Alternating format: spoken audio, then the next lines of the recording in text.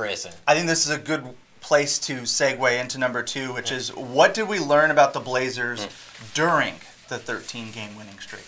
Jared touched on this earlier. I mean, we learned a lot of things. Yes. I have literally a full page of different things that we too. learned. So my answer on KGW.com was we learned they can compete with anyone. Right. And that this is a team who has elevated themselves from most of the year. We talked about, man, we can't even really see them winning a first-round playoff series, regardless of who that opponent was. We said, they're not going to beat anyone in the first round. Right, because they're probably going to be an 8 or a 7 seed. Yeah, even if they were a 6, we couldn't see them beating Minnesota, who at the time had everyone healthy, or even San Antonio, who was rolling, through the first half of the season. But now, they're kind of, right now, they're the 3 in the West. They've separated from the rest of the pack for the time being. Oklahoma City's kind of on their tails a little bit, but they've shown that they're not only a team who should win a first-round playoff series. I think they've shown they're a team who can compete in a second-round playoff series, regardless of if that opponent is Houston or Golden State. I'm not saying they can win it, but I think a 6-game series with a lot of close games, and maybe Houston, wins a close one. That's the difference between a Game 6 or Game 7. I think that's more realistic now, which is a huge leap from going from they can't even win a first-round playoff series to saying, well, they probably can't win a series against Houston or Golden State, but they can definitely compete with them and give them hell for the time being. That's a huge leap. This is basically the same team last year. Yeah. And if we had this conversation last year, like, hell no. No. They're not beating anybody. Yeah.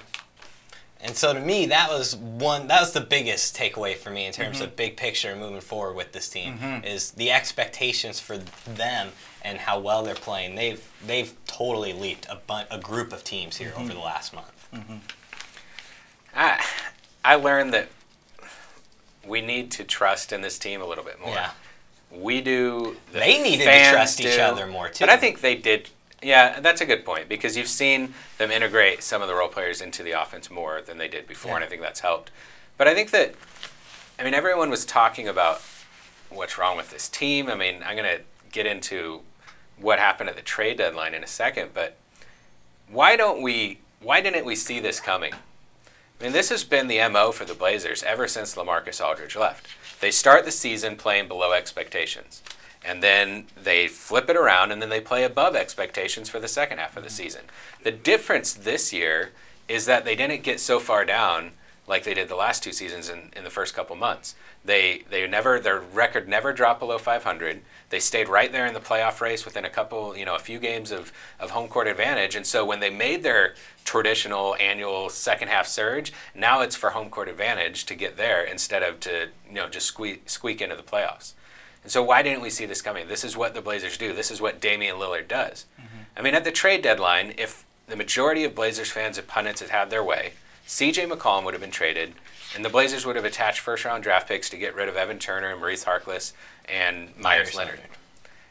And I think that maybe we just need to trust in this team and this roster, and maybe even in GM Neil Olshey a little bit more, because this is a good team. This is a talented team.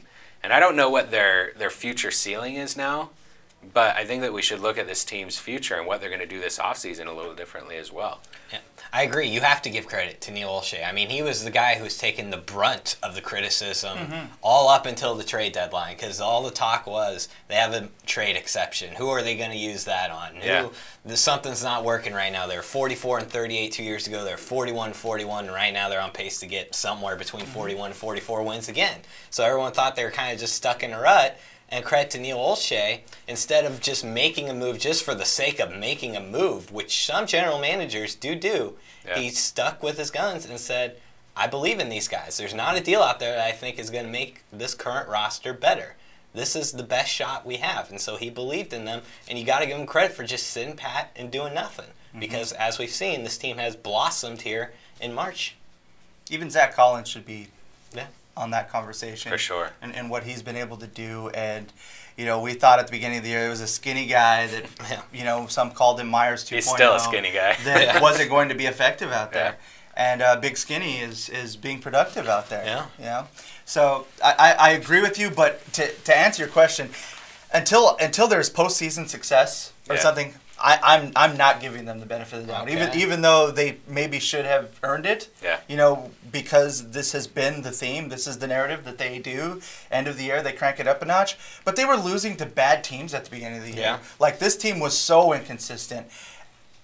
There was kind of a breaking point where I thought, man, this could go really bad. Yeah. This season could end.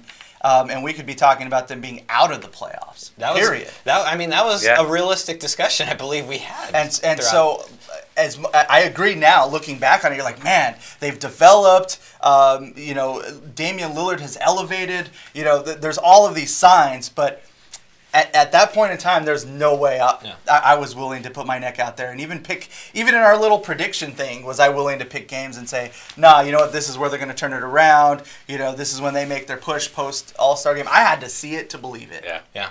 You see, he's trying to delegitimize our predictions because he's in last place. Not going to have it, man. I know you aren't. And the other thing, Terry Stotts, we have to give a lot of credit to. Yes. Jared's talked about him, you know, in recent months. Terry Stotts? Yeah. Oh, yeah. He deserves a ton of credit for their hell success. Yeah. I mean, he's... Yeah, we talk MVP discussion. How about Coach of the Year? Coach of the Year, absolutely for him. I mean, think of the guys who have struggled this year. Yusuf Nurkic has struggled at times. Stotts has been tough on him all year. Mm-hmm. But not too tough that Nurk stops believing in himself or stops believing. He's found the perfect balance. Exactly. He's not breaking him. Maurice Harkless, he benched him because he just wasn't giving him any effort, you know. And then the Evan Turner injury happens, and a lot of us thought, oh, just plug Shabazz Napier in and go with the 3-guard lineup.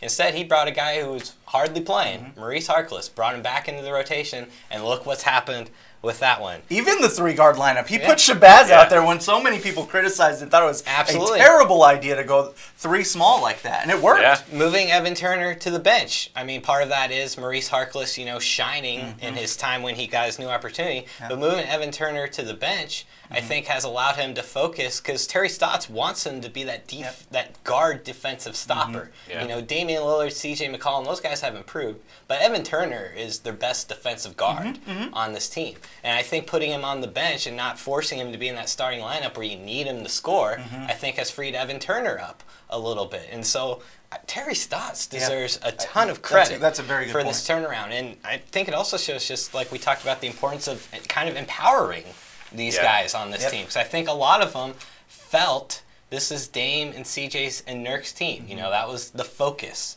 And we're going to let them do that, and then we're going to try to contribute, as opposed to being, it was like those 3 and then everyone else. Now, the 5 guys are out there are all one unit right now. Yeah.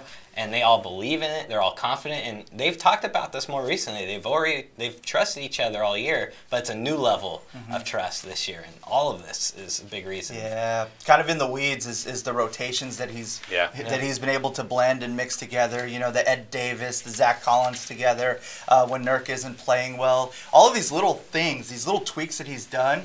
Now that we look back at them, you're like, man, this all makes so much sense. And to your point, deserves a lot of credit for what he's been able to do. I think it proves that he's a lot smarter about basketball than all the rest of us. Well, I didn't think we were ever questioning that. No. Were we? Not us. Other No. places. No, but a lot of people But that's do. the go-to. They do question fans, Stotts and they question Olshey, and I think that we should give them a little credit for what they've done. Yeah. Absolutely.